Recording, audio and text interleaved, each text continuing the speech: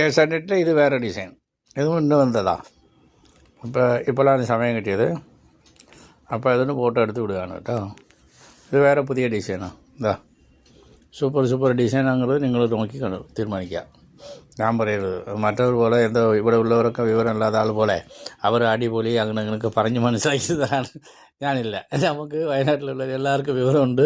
അവർ കണ്ടാൽ മനസ്സിലാക്കും നല്ല തുണിയാ മോശം തുണിയാங்கிறതും വിലയാളിയും ഡിസൈനാളും കണ്ടാൽ മനസ്സിലാക്കக்கூடிയവരാണ് നമ്മുടെ വയനാട്ടുകാർ.